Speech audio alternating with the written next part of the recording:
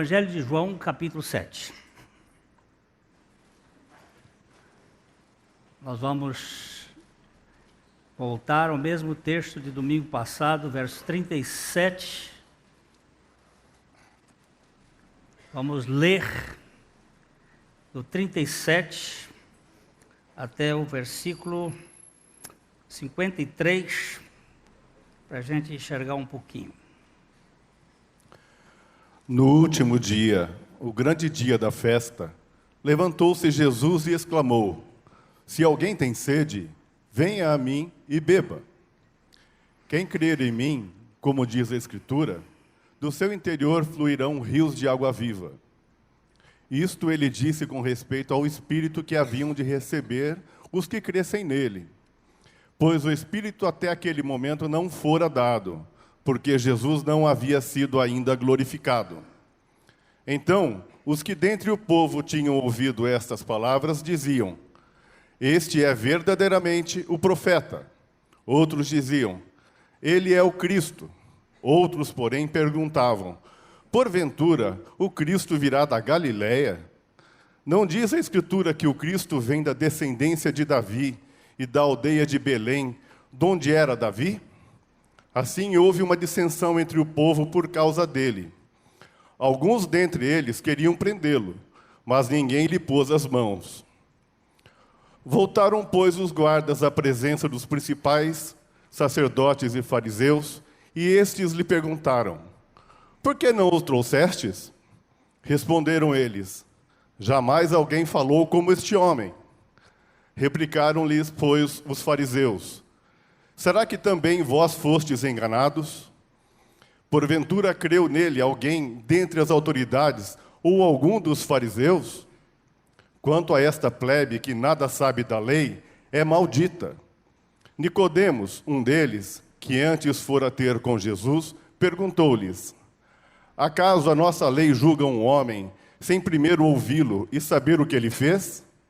Responderam eles: Dar-se-á o caso de que também tu és da Galileia. Examina e verás que da Galileia não se levanta profeta. E cada um foi para a sua casa. Pai Santo, concede-nos a graça de ver além da letra e de conhecer o Teu Filho. Revela-nos pelo Teu Espírito. Em nome de Jesus. Amém. Último dia da festa da festa dos tabernáculos, oitavo dia, o dia principal. Jesus grita, Jesus brada, Jesus exclama. Ele deu um brado. Não foi uma coisa politicamente correta. Ele bateu de frente com toda a estrutura judaica. E ele diz: Se alguém tem sede, vem a mim e beba. E este assunto é a respeito do Espírito Santo. Ele diz aí: Quem crê em mim, como diz a Escritura, do seu interior fluirão rios de água viva. Isto ele disse com respeito ao Espírito, que haviam de receber os que nele crescem, pois o Espírito até aquele momento não fora dado, porque Jesus não havia sido glorificado. Aqui abaixo vocês vão ver que no verso 4, pode baixar? Não, baixar, você está subindo. Para mim, é rodar para cima. Voltaram, pois, os guardas à presença dos fariseus, dos saduceus. Os guardas foram enviados por eles para prender Jesus. Isso está lá no versículo 37. Eles foram enviados, aliás, 32. Eles foram enviados para prender Jesus. Mas quando eles ouviram Jesus, eles ficaram impactados. Nunca ninguém falou igual a ele. E os fariseus disseram algumas coisas aí,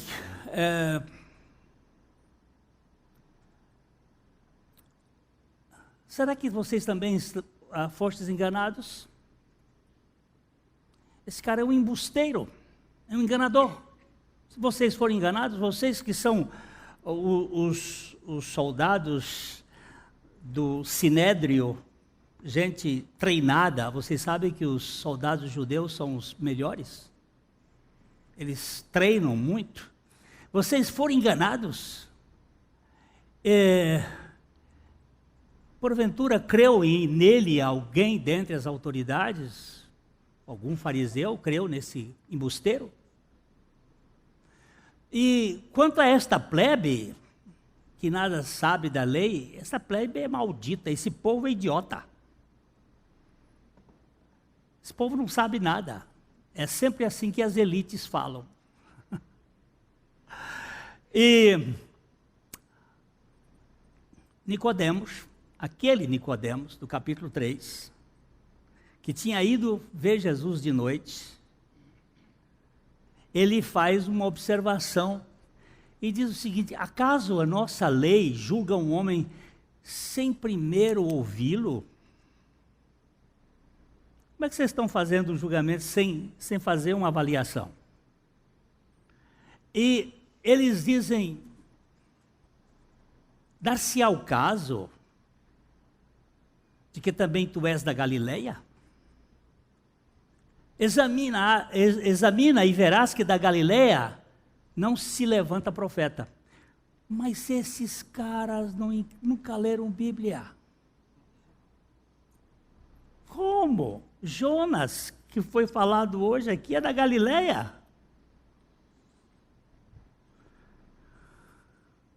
Ele era um profeta da Galileia. Vamos dar uma olhadinha, 2 textos. Vamos para Isaías, primeiro, Isaías 9, verso 1 e 2.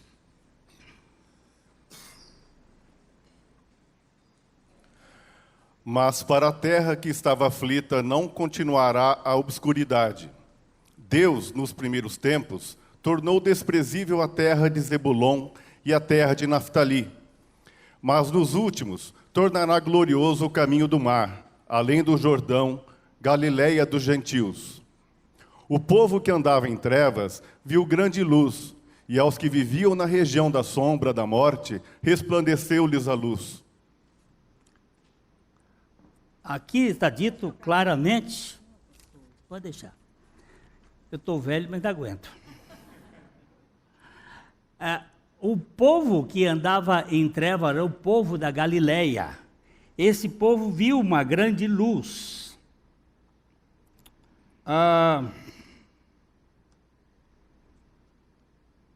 Nunca é bom confiar nesses troços aqui.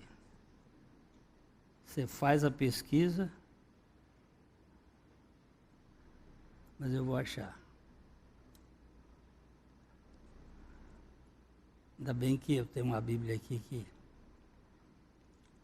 Vamos ler 2 Reis, capítulo 14, verso 25.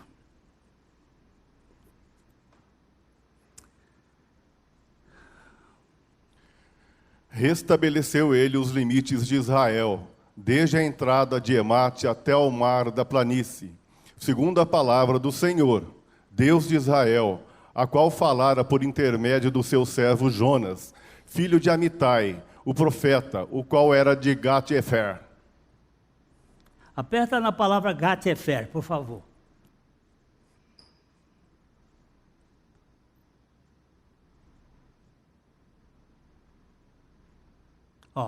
Cidade natural de Jonas, na fronteira de Zebulon. De onde era Jonas? Da Galileia.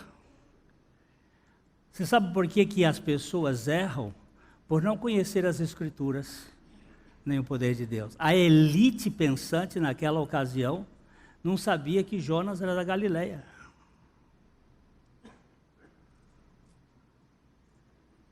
Quando nós desconhecemos as Escrituras, nós dizemos uma porção de besteiras. E o que nós precisamos é saber o que as Escrituras dizem. Eles falaram tudo aquilo por preconceito, porque o ser humano é muito preconceituoso.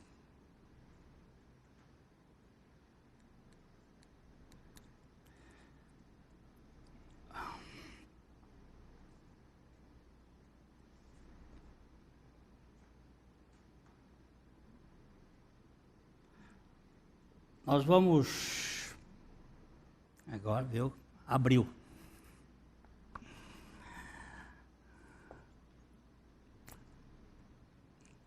Quem criou o mundo? Quem criou o universo? Deus. Quem é Deus?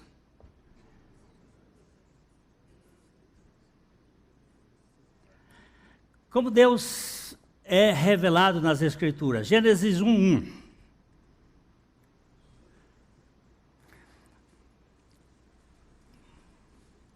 No princípio, criou Deus os céus e a terra. Que Deus é esse que criou os céus e a terra? Aperta o dedo em Deus.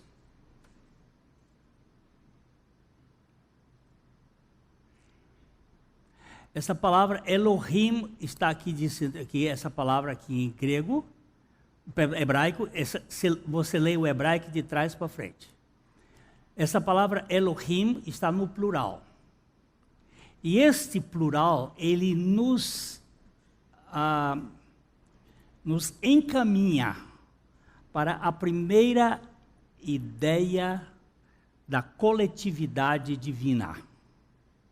De que Deus fosse uma realidade coletiva. Nós não temos a palavra trindade na Bíblia, mas nós temos a relação deles, como o Pai, o Filho e o Espírito Santo. A trindade, ela vive numa relação que os pais do deserto chamavam de pericorese, ou seja, uma dança de fazer com que cada um seja maior do que o outro. Eles não têm disputa. Naquela coletividade divina não existe Corinthians e Palmeiras. Não existe time, não existe divisão. É uma relação de amor, porque as definições de Deus que nós temos na Bíblia é que Deus é espírito. Alguém pode me definir espírito aqui, eu vou dar um bombom. Eu já estou devendo um pirulito, porque o irmão acertou domingo passado. Agora aqui vai ganhar um bombom que me disser o que é espírito. Essa aí ninguém ganha, sabe por quê? Porque não existe definição para espírito. Definir significa colocar fim, colocar limites. Espírito não se coloca limite. Outra definição para uma tentativa de explicar Deus é que Deus é luz. Nós conhecemos parte de luz, mas ele diz que é luz inacessível. E a outra explicação é que Deus é amor. Mas amor não existe para si próprio. Amor autoexistente, ele se fagocita. Ele iria comer a si próprio. Por isso, a Trindade, como Deus, ele vive no amor.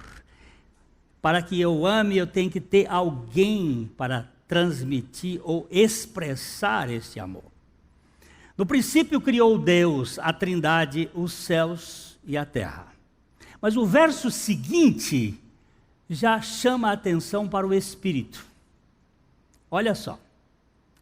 Porém, a terra, ela ficou.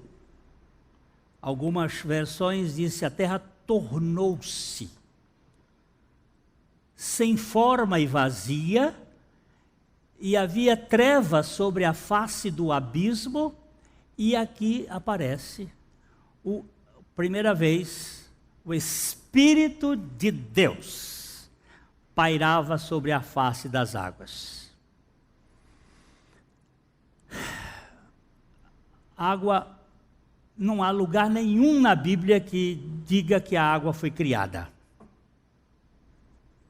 Diz que a água sai do trono de Deus. Você tem a criação da luz, você tem a criação da terra, você tem o ajuntamento das águas, mas não há um texto que diga que criou Deus as águas. Ela aparece aqui, parece que já aparece neste princípio, quando ele criou os céus e a terra. Tem a ideia de que aqui nesse versículo 2 houve uma hecatombe, uma espécie de cataclisma universal, que alguns acham que foi a queda luciferiana, e a terra tornou-se sem forma e vazia, e havia trevas. Deus é luz, não há nele treva nenhuma, e havia trevas sobre a face das águas, e o Espírito de Deus pairava, chocava a face das águas. Aqui aparece pela primeira vez esta realidade maravilhosa do Espírito. É Ele quem dá a formatação da vida e da experiência na vida do homem, ou na existência do universo. Antes de continuarmos aqui, eu queria ler um texto desse livro do Dr. Michael Horton, Redescobrindo o Espírito Santo. E ele diz mais ou menos isso aqui, que é para a gente compreender. É uma verdadeira tragédia que nos prolongados debates sobre os dons espirituais, os dons se tornaram mais importantes que o seu concessor. Hoje se discute mais a questão dos dons do que aquele que concede os dons. Dá-se muito valor aos... Eu contei essa semana, fiz um trabalho de contar os dons, contei 28. Tem dom até de celibato. Tem um bocado de dom na Bíblia, e a gente dá muito valor a dons. Dá mais valor do que ao doador. Acima de tudo, o maior de todos os dons dados por Cristo em sua ascensão é o próprio Espírito. Para nossa salvação, o Pai concedeu os seus 2 maiores dons. Conforme observou John Owen, um foi a entrega do seu Filho ao mundo, Jesus, e o outro foi a concessão do Espírito sobre a igreja, o Espírito. Todas as promessas de Deus podem ser resumidas nesses 2 dons. E agora, ao aplicar a redenção, nenhum bem nos chega diretamente de Deus, mas nos é concedido ou nos é forjado pelo Espírito Santo. É o Espírito quem está por trás tanto da recriação do mundo como da regeneração de cada pessoa. Então, quando Jesus grita, aquele que tem sede, vem a mim e beba, ele está se referindo à obra do Espírito Santo. O Espírito estava no processo da criação, no processo da restauração, e o Espírito está diretamente ligado na nossa redenção. Nenhuma profecia das Escrituras foi produzida porque os homens quiseram. Vamos para 2 Pedro, capítulo 1, versos 20 e 21. 2 Pedro, capítulo 1, 20 e 21. Sabendo, primeiramente, isto, que nenhuma profecia da Escritura provém de particular elucidação, porque nunca jamais qualquer profecia foi dada por vontade humana. Entretanto, homens santos falaram da parte de Deus, movido pelo Espírito Santo. Foi o Espírito Santo quem trouxe, quem inspirou as Escrituras. Por isso, nós precisamos levar muito a sério o que as Escrituras dizem.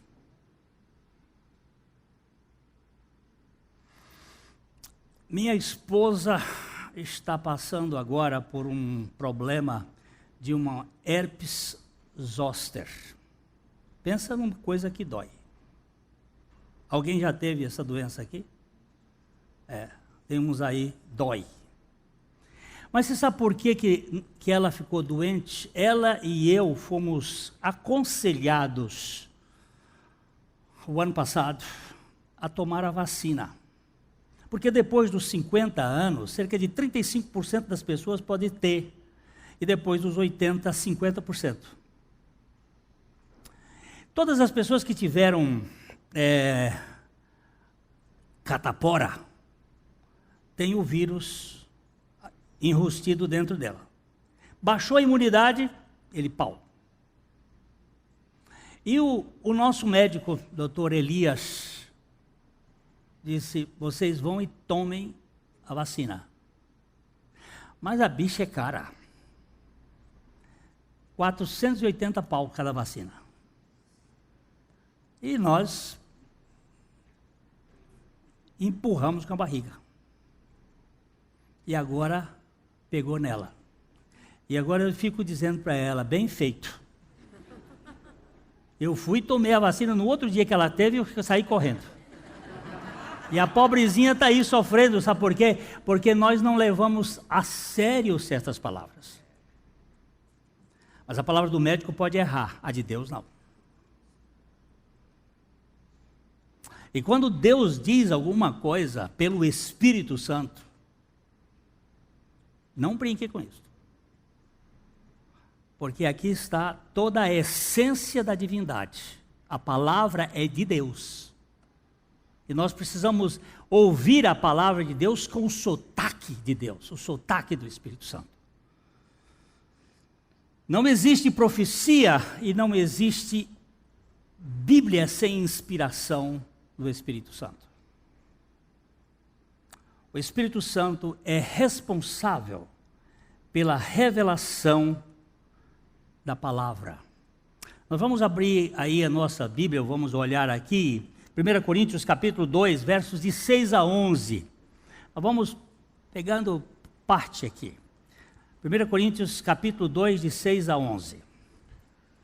Entretanto, expomos sabedoria entre os experimentados, não porém a sabedoria deste século, nem a dos poderosos desta época, porque se reduzem a nada. Mas falamos a sabedoria de Deus em mistério, outrora oculta, a qual Deus preordenou desde a eternidade para a nossa glória.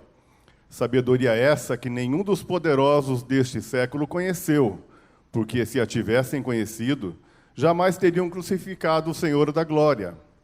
Mas como está escrito, nem olhos viram, nem ouvidos ouviram, nem jamais penetrou em coração humano o que Deus tem preparado para aqueles que o amam. Mas Deus nolo revelou pelo Espírito, porque o Espírito a todas as coisas perscruta, até mesmo as profundezas de Deus. Porque qual dos homens sabe as coisas do homem, senão o seu próprio Espírito que nele está? Assim também as coisas de Deus, ninguém as conhece, senão o Espírito de Deus. Pode ler o versículo 12 também. Ora, nós não temos recebido o Espírito do mundo, e sim o Espírito que vem de Deus, para que conheçamos o que por Deus nos foi dado gratuitamente. Você lê Bíblia. Se você não lê a Bíblia com os óculos do Espírito Santo, você não vai entender nada. É um livro hermético, fechado. Porque a mente natural, está dito, não compreende as coisas do Espírito de Deus. Porque ela se discerne espiritualmente. Nós precisamos do Espírito para que Ele nos explique o que Ele quis dizer. Quando eu leio Dom Casmurro, de Machado de Assis, e eu encontro lá um problema que aconteceu no Rio de Janeiro, no final do século XIX, e eu gostaria de saber como é que foi que Machado... Eu não tenho Machado para me explicar. Mas quando eu chego num texto bíblico, que eu encontro uma dificuldade, eu tenho o Espírito Santo que pode me explicar, porque foi ele que produziu essa Bíblia. É o Espírito de Deus quem dá o tom da revelação. Por isso que Jesus gritou: se alguém tem sede, venha a mim e beba. Isso dizia ele com respeito ao Espírito Santo que haviam de receber os que nele crescem. Eu gostaria de trabalhar aqui um pouquinho com vocês sobre o Espírito Santo no Evangelho de João. Nós não vamos pegar os textos de forma como eles foram escritos dentro da cronologia, mas de acordo com a compreensão que eu tenho daquilo que foi, ou que é, a expressão da personalidade do Espírito, para que nós possamos ganhar a dimensão do verdadeiro Evangelho. O Espírito Santo é quem dá testemunho de Jesus. Para eu crer em Jesus, eu preciso do testemunho de Jesus dado pelo Espírito Santo. Evangelho de João, capítulo 15, versos 26 e 27. João 15, 26 e 27. Quando, porém, vier o Consolador, que eu vos enviarei da parte do Pai, o Espírito da verdade, que dele procede, esse dará testemunho de mim, e vós também testemunhareis, porque estáis comigo desde o princípio.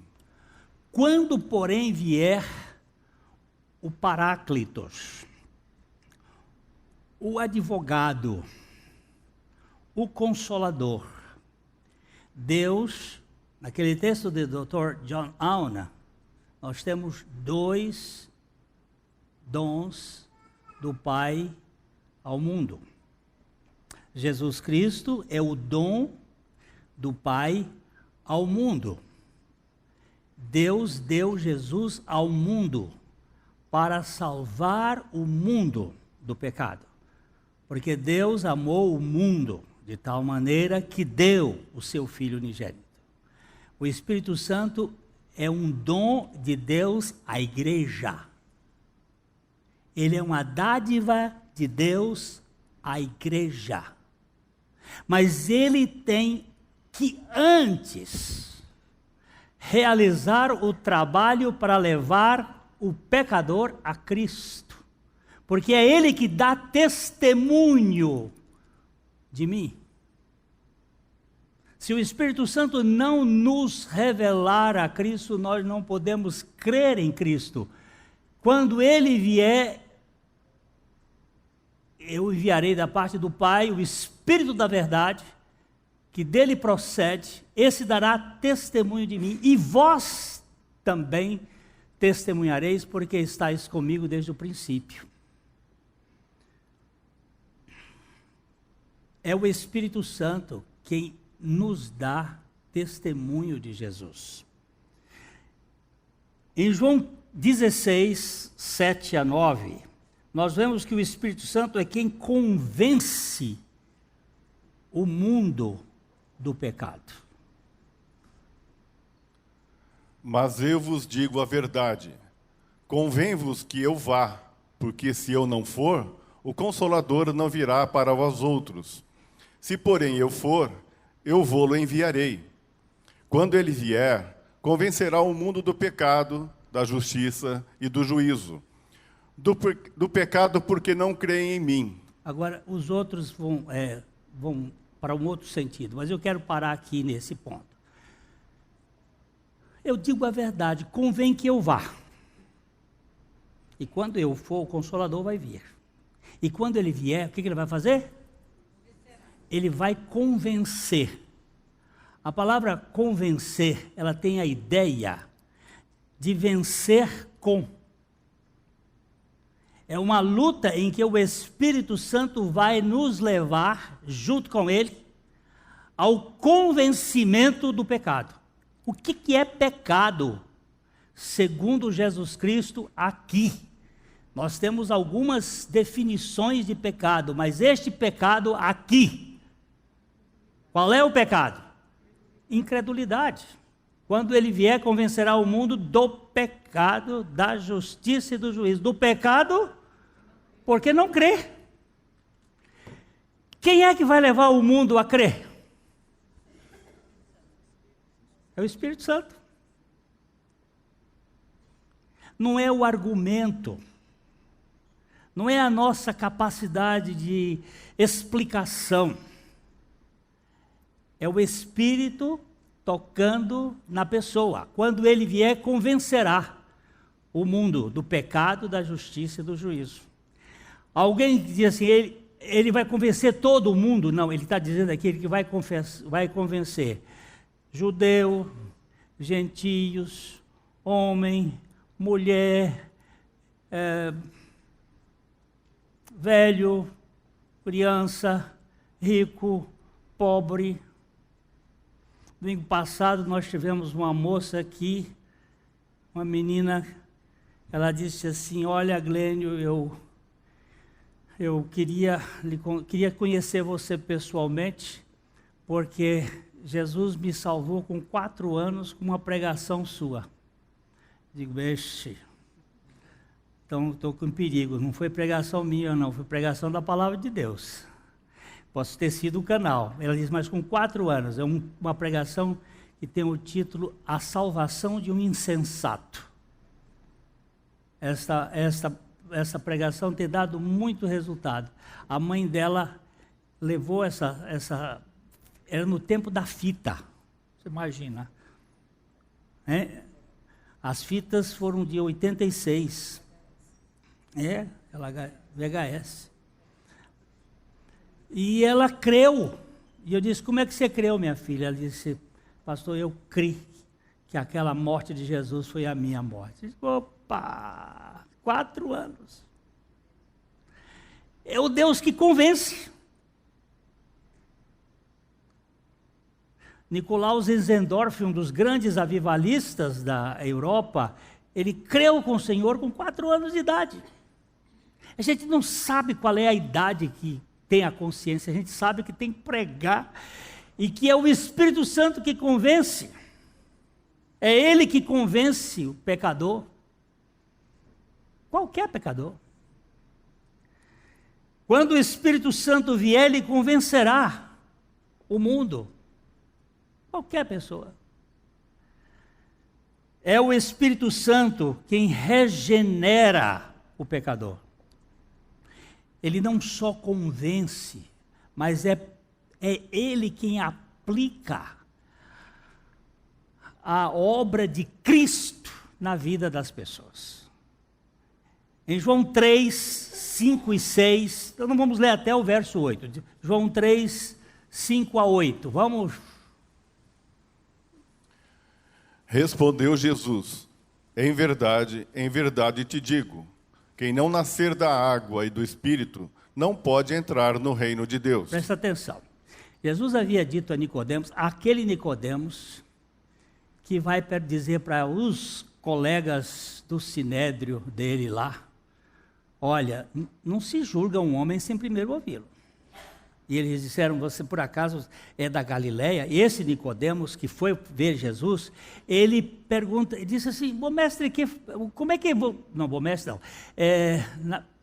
Tu fazes os sinais e prodígios, tu és de Deus. Jesus diz logo para ele assim, na verdade te digo que aquele que não nascer de novo não pode ver o reino de Deus. E ele faz a outra pergunta, mas como pode ser isto? E Jesus disse, olha, em verdade te digo que quem não nascer da água e do Espírito não pode entrar no reino de Deus. Alguns querem dizer que água aqui é batismo. Mas quando você vai ver a Bíblia interpreta a Bíblia. E você vai ver que a água está ligada à palavra. Vós já estáis limpos pela palavra que eu vos tenho dito. É pela palavra e pelo Espírito, não pode entrar no reino de Deus. Aí o que é nascido da carne é o quê? Pode ler lá. O que é nascido da carne é carne, E o que é nascido do Espírito é Espírito. Aqui Jesus mostra que há dois nascimentos. Um nascimento da carne, que todos nós tivemos dos nossos pais, que continua sendo carne. Essa semana nós comemoramos o primeiro aniversário da nossa netinha, nasceu no dia 17. Ela é carne, muito preciosa, mas é carne. E é carne caída, rebelde, ela é caótica, ela é mentirosa, ela é egoísta. Ela vai precisar nascer de novo. Se ela não nascer de novo, ela não entra no reino de Deus. Para nascer de novo, ela precisa receber a palavra de Deus. Para receber a palavra de Deus, nós temos que pregar a palavra de Deus a ela. O Espírito Santo tem que revelar a palavra de Deus a ela. E um dia, nós estamos orando, pedindo ao Senhor que dê a graça do novo nascimento à Vitória, a Laura, a Helena. Foi um bando de mulher o ano passado lá em casa. Quase cada mês uma chegava, e tem os outros, e Senhor tem misericórdia e faz-os nascer de novo. Porque o que é nascido da carne, ele não disse foi carne, ele disse é carne. E o que é nascido do Espírito, é Espírito. Olha, o nascimento espiritual é pelo Espírito. Ele vem primeiro nos fazer ter vida, vivificação no Espírito, para que nós possamos receber a Jesus. O Espírito vem primeiro, porque sem Ele, nada é feito. Não haverá vida. E aí ele diz aí, por favor. Não te admires de eu te dizer, importa-vos nascer de novo. O vento sopra onde quer, ouves a sua voz, mas não sabes de onde vem, nem para onde vai. Assim é todo o que é nascido do Espírito. Agora vamos voltar um pouquinho aqui, só por favor, baixa um pouquinho aí. Ó, ele diz aqui, em verdade eu vos digo que quem não nascer da água não pode ver. O que é nascido da carne é carne. E o que é nascido do Espírito é Espírito. Ninguém nasce. Nós somos nascidos. A criança não nasce, a criança é nascida. Alguns tradutores têm dificuldade de colocar aqui, e ele coloca aqui, ó, não te admires de eu te dizer, importa-vos ser nascido de novo. Vamos botar aqui no nascido, por favor. Aperta aqui no nascido. Nascer. Vamos lá. O verbo, vamos lá. Pode puxar um pouquinho. Ó. Não é aqui. Pode puxar mais. Pode puxar. Não, para cima. Para cima. Pode puxar. Ó aqui. Tempo auristo, voz passiva. É nascido. Aquele que não for nascido de novo, porque ninguém nasce, o Espírito tem que nos fazer ser vivificados. Nós somos nascidos do Espírito, como a criança é nascida da mãe, nós somos nascidos do Espírito. Eu sei que existem uns problemas semânticos e as pessoas, mas algumas traduções vão nesse rumo. O que é nascido, voz passiva. É o Espírito Santo que nos faz nascer de novo. O Espírito Santo dá testemunho de Jesus, o Espírito Santo convence o pecador do pecado, o Espírito Santo regenera o pecador. Olha que trabalho maravilhoso, por isso que Jesus está aqui gritando. O Espírito Santo vem habitar no crente e não no mundo. João 14, 16 e 17. João 14, 16 e 17. E eu rogarei ao Pai, e ele vos dará outro Consolador, a fim de que esteja para sempre convosco, o Espírito da verdade, que o mundo não pode receber, porque não o vê, nem o conhece. Vós o conheceis, porque ele habita convosco e estará em vós. Opa! Primeiro nós tivemos um Deus transcendente, depois nós tivemos o Deus imanente, Jesus entra e habita entre nós, e agora nós temos o Deus interior, habita em vós. O Espírito, em verdade, olha, Jesus, eu rogarei o Pai, ele vos dará outro Consolador, a fim de que esteja para sempre convosco. O Espírito da verdade que o mundo não pode receber porque não o vê nem o conhece. Para o mundo, Jesus precisou ser carne, para que ele pudesse testificar a presença de Deus em carne. Mas o Espírito Santo, como ninguém vê, só quem crê em Jesus pode receber o Espírito Santo. O Espírito, na verdade, que o mundo não pode receber, porque não o vê nem o conhece, mas vós o conheceis, porque ele habita convosco, porque Jesus estava conosco, e o Espírito e Jesus são um, e estará em vós.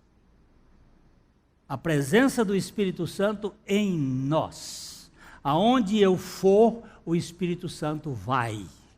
A diferença, por exemplo, no Jardim do Éden, é que o homem tinha comunhão com Deus na viração da tarde. E possivelmente numa hora em que ele perdeu a comunhão com Deus, a serpente apareceu. Mas agora eu não posso.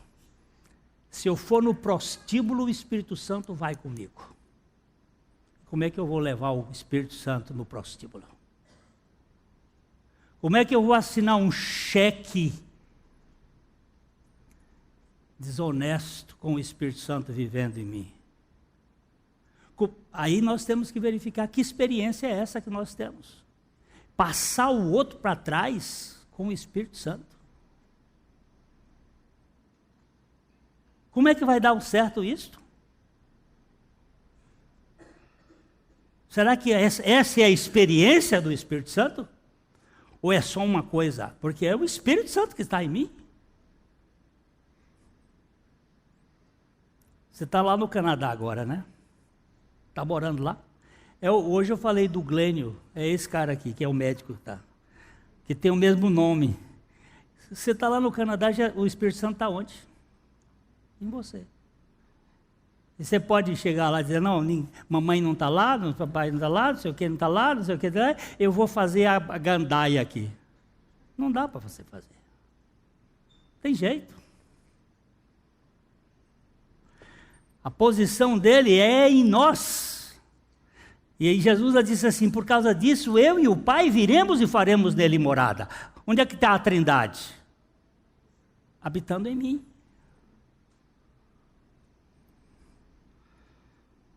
É certo que eu sou carne, mas é certo que eu sou espírito. É certo que minha carne me tenta, mas quem é maior? Eu continuo viajando de avião. E muitas vezes quando eu entro num avião, eu ouço uma vozinha, esse avião pode cair. Eu já tive algumas vezes assim, olhando assim, pode sim. Mas se eu ficar pensando que o avião pode cair, eu não vou viajar nunca. Eu vou pensar que o avião vai voar. Por quê? Porque existe uma lei, aí eu vou usando a lei da probabilidade. Há mais avião voando do que caindo. E a lei da aerodinâmica faz com que aquele avião vença a lei da gravidade. Mas o avião pode cair. Mas o Espírito Santo não pode falhar. Mas Jesus não pode falhar. E que aquele que está em Cristo é uma nova criação. E as coisas velhas já passaram. Eis que tudo foi feito novo. Então nós não podemos dizer, ele vai me despregar aonde? Não tem jeito. A salvação de Deus, ela é eterna. Você pode tropeçar, mas você não pode ficar no chão. Porque o justo cai 7 vezes, mas levanta 8. Porque o Espírito Santo vai cuidar disto. O Espírito Santo é quem convence e quem vem habitar no homem para que esta pessoa testifique de Cristo.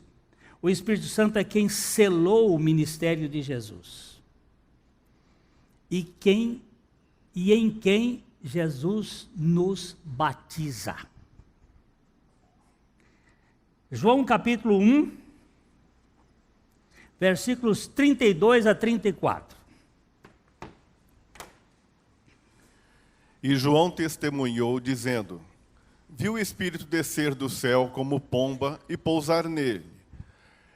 Eu não o conhecia.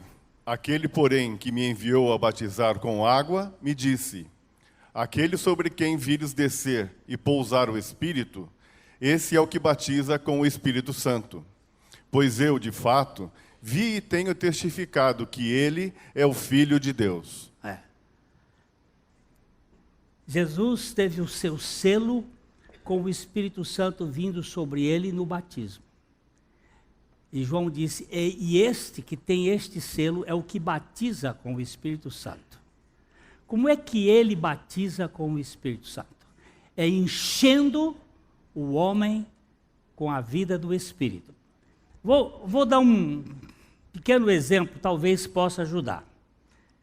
Aqui está o Espírito. Aqui sou eu. Então, eu vou ser cheio do Espírito Santo. Está cheio? Não? Mas tem bastante, né? Está cheio? Ainda não. Está cheio? Está cheio?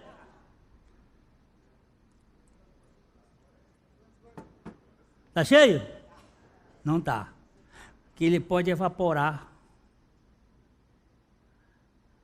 com o tempo.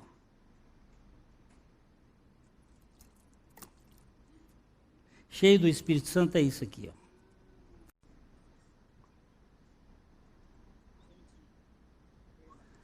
É você nele e ele em você.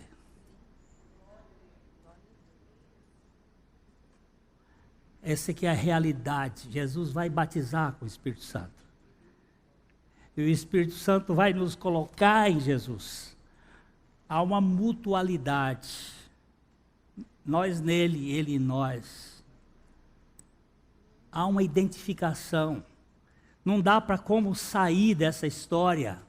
Não é uma coisa de estar enche, não. Nós somos infundidos nele.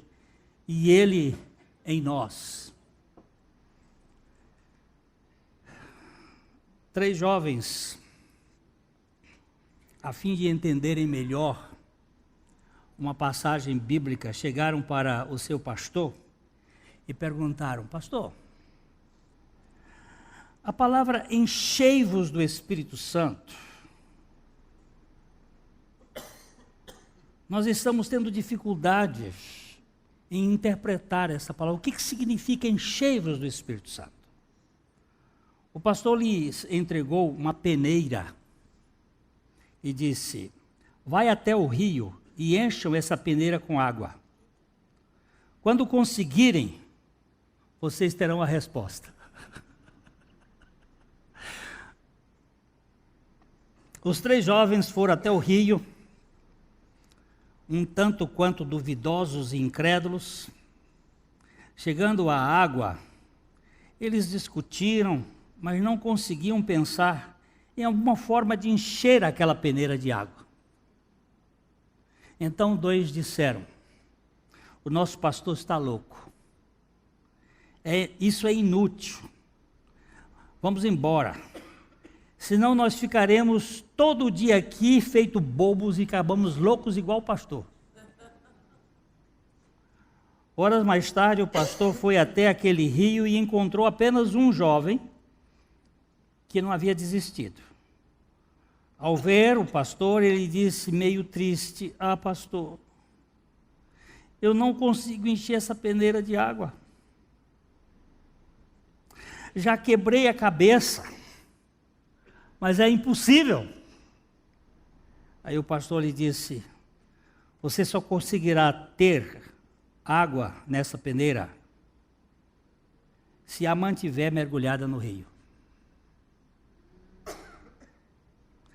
Assim também é para aquele que está cheio do Espírito Santo. Ele tem que estar mergulhado no Espírito Santo. Ele tem que estar infundido no Espírito Santo. O Espírito está em mim e eu estou nele. Há uma relação profunda. E é aí que o Espírito vai nos ensinar o que Jesus nos ensinou. João 14, 25 e 26. Todos esses textos, falando do Espírito Santo, foram falados por Jesus, explicando como o Espírito Santo funciona no meio do seu povo. Isto vos tenho dito, estando ainda convosco. Mas o Consolador, o Espírito Santo, a quem o Pai enviará em meu nome, esse vos ensinará todas as coisas e vos fará lembrar de tudo o que vos tenho dito. Quem é que vai nos ensinar? Ele vos ensinará todas as coisas.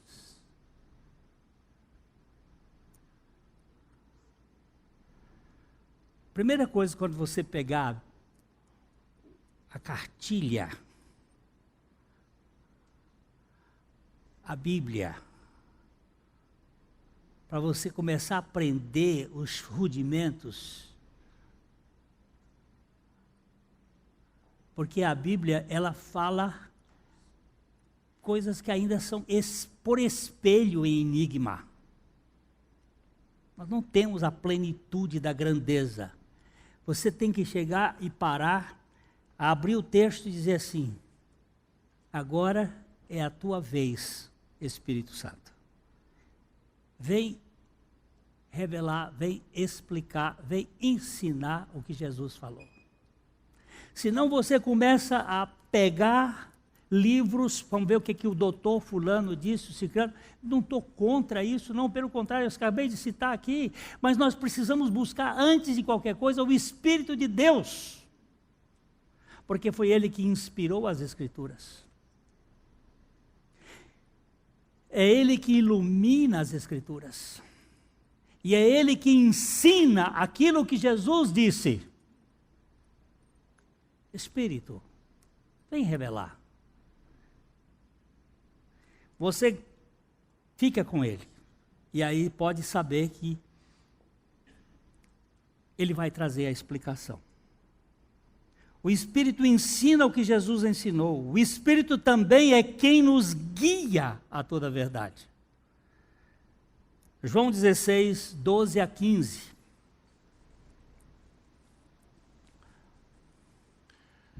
Tenho ainda muito que vos dizer, mas vós não o podeis suportar agora.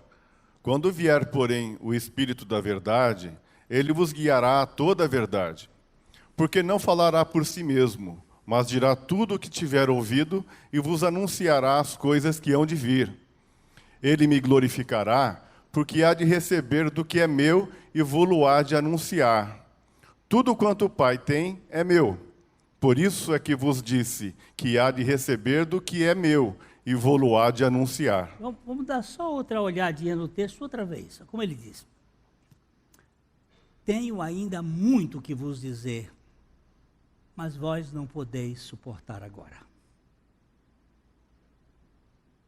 Ele estava falando para os seus discípulos. Vocês aqui ainda estão nos rudimentos, você não tem conhecimentos. Eu tenho muito para contar para vocês, mas agora vocês não podem. Mas, quando vier, porém, o Espírito da verdade, Ele vos guiará a toda a verdade. Porque não falará por si mesmo, mas dirá tudo o que tiver ouvido e vos anunciará as coisas que hão de vir. Aqui você vai perceber que existe... Baixa um pouquinho só. Ó, quando o vier, ele vai guiar a toda a verdade. Ele vai, não dirá ter ouvido, vos anunciará as coisas que hão de vir. Ele falará a verdade, vai guiar a verdade e vai nos mostrar o que vai vir. É o Espírito Santo. É Ele que vai ensinar. Mas Ele não vai ensinar fora da palavra. Porque o Espírito Santo que inspirou a palavra, ele fala de acordo com os oráculos de Deus, com o testemunho de Deus. Essa história de dizer assim, vamos ver o que o Espírito Santo vai falar. Ele vai falar, sim, mas ele vai falar pela palavra. O Espírito Santo nos guia a toda a verdade. Agora Jesus soprou para os seus discípulos para que recebessem o Espírito Santo. A última coisa que Jesus fez na sua aparição foi dizer no Evangelho de João: recebei o Espírito Santo. Essas duas realidades, esses dois enviados, esses dois dons são fundamentais. Jesus, que ali na cruz morreu uma morte que não era dele. Quem era aquela morte? Nossa, minha. Eu precisava morrer. E ele morreu para que eu morresse. Ele ressuscitou para vir ser a minha vida. E o selo disso é o Espírito Santo, que vem habitar em nós. Porque Jesus é o meu advogado. E o Espírito Santo é o advogado de Jesus. E ele vai aplicar aquilo que a obra de Jesus é para as nossas vidas. Ele vai selar isto. Nós precisamos ganhar essa dimensão. Efésios 5, 18 a 21. Aqui nós temos como ser cheio do Espírito Santo. E não vos embriagueis com vinho, no qual há dissolução, mas enchei-vos do Espírito. Para. Não vos embriagueis com vinho, em que há contendas, em que há discussões. Não fiquem... Ele compara o vinho, que é um produto de alegria, com o Espírito Santo. E diz assim: mas enchei-vos do Espírito Santo. Como? Como se enche do Espírito Santo? Olha aí. Falando entre vós com salmos, entoando e louvando de coração ao Senhor com hinos e cânticos espirituais. Aqui nós temos, primeira coisa, a linguagem. Que tipo de linguagem é esta? Ele dá 3 categorias de linguagem aqui. Ele disse com salmos, louvando de coração com hinos e cânticos espirituais. Salmo diz respeito àquilo que Deus faz. Os feitos de Deus são salmos. Hinos, aquilo que Deus é. E cânticos espirituais, aquilo que Deus realiza em nós por meio do Espírito. Quando você canta um salmo, você conta aquelas histórias do Senhor, que é o meu pastor, nada me faltará. Você está falando de Deus nos seus atos. Quando você canta do hino, A Deus supremo benfeitor, vós anjos e anjos, homens e anjos, dai louvor. A Deus o Filho, a Deus o Pai, a Deus o Espírito, glória a Deus. Você está cantando um hino. É uma linguagem de enaltecimento à pessoa divina. E os cânticos espirituais é a linguagem que fala da sua experiência. Ó, quão cego eu andei e perdido vaguei, longe, longe do meu Salvador. Mas um dia eu vi meu pecado e criei. Isto é um cântico espiritual que conta a experiência do Espírito Santo na minha vida. Que linguagem é que você está falando? É a linguagem da crítica, da murmuração, do azedume, da amargura. Isso não enche de Espírito Santo. Isso dá vazamento. Isso é cano furado.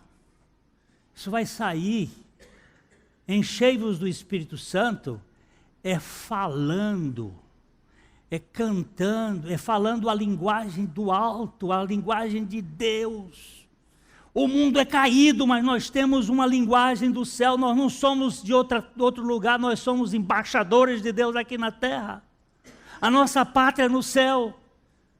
Eu não tenho que ficar olhando para PT ou para PR, para qualquer coisa. Eu tenho que olhar para aquele que desceu e fez uma obra para nos libertar dessa escravidão.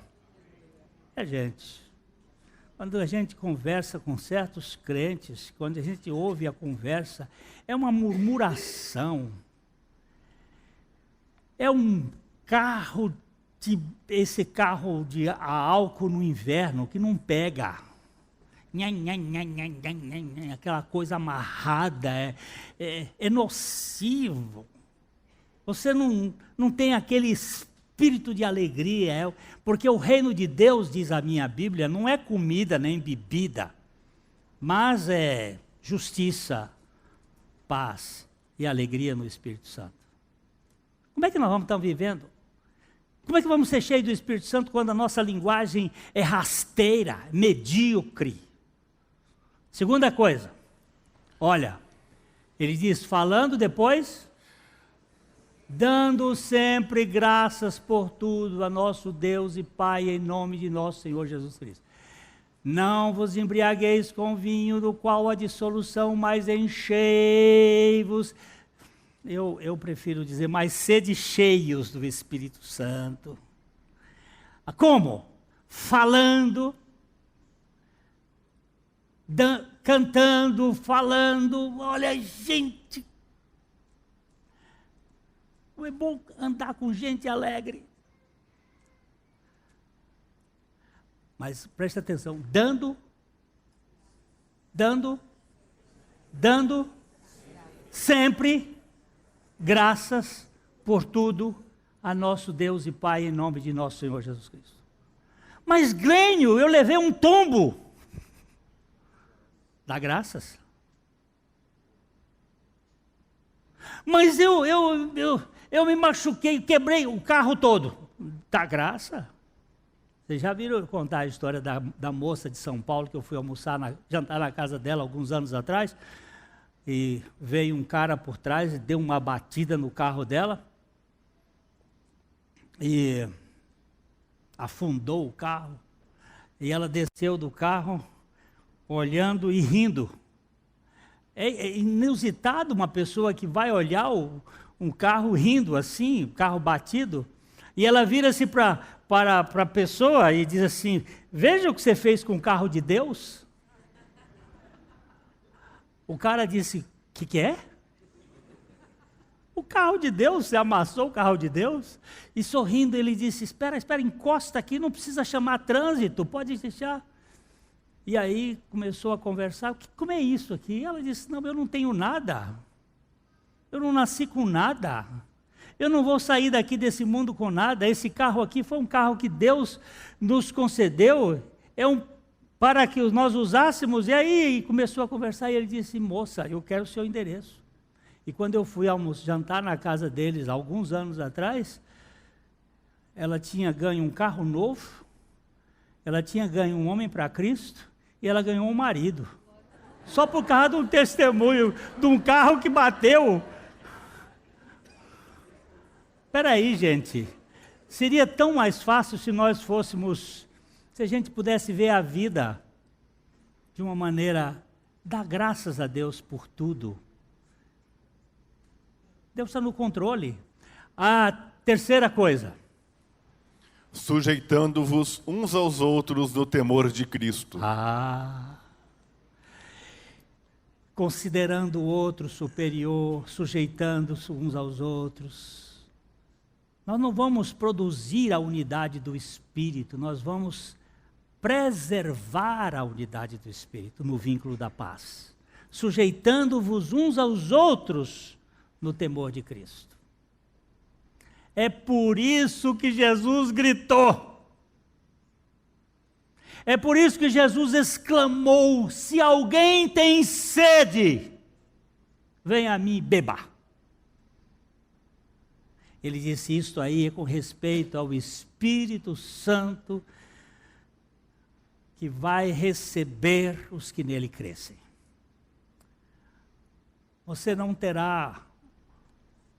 tem uma religião para você levar. Você tem um evangelho que lhe conduz. Não é algo que você carrega, que o seu testemunho tem que carregar a Deus. É Deus quem carrega o seu testemunho. É Deus que lhe sustenta debaixo das suas asas. É Deus que lhe conduz. O evangelho é graça sobre graça.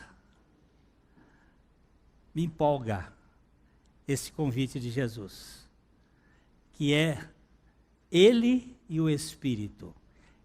Ele como nosso Salvador, o advogado de Deus para o mundo, para tirar a condenação do pecado, e o Espírito Santo para sustentar o testemunho da obra de Jesus nas nossas vidas, cheios na plenitude da graça de Deus. Que o Senhor nos conduza nessa dependência. Você vai, essa semana, ter a oportunidade de ver a sua vida sendo cheia do Espírito Santo, à medida que você falar, à medida que você der graças, e à medida que você se sujeitar à sua mulher, a sua mulher se sujeitar a você, que é mais difícil. Hoje nesse mundo do empoderamento da mulher, está mais difícil a mulher se sujeitar aos homens. Hoje está um negócio esquisito, mas a Bíblia diz: sujeitai-vos uns aos outros. Você sabe, esse é o modelo da Trindade, eles são sujeitos um ao outro. O pai não quer ser mais do que o filho não quer ser mais do que o pai, o Espírito não quer ser mais do que o Espírito e o pai. Eles lá dentro estão sempre trabalhando um para o outro. E nós podemos, nesse processo, não é, sujeitando-nos uns aos outros. Senhor, dá-nos a graça de dependermos do Espírito Santo, para que no nosso lar, na nossa casa, no nosso meio, no nosso trabalho, em vez de olhar para aquele patrão, o patrão chato, vixe, eu comi tanto tempo, mas é melhor isso do que fantástico, o fantástico Evangelho de Jesus Cristo, né? Não é?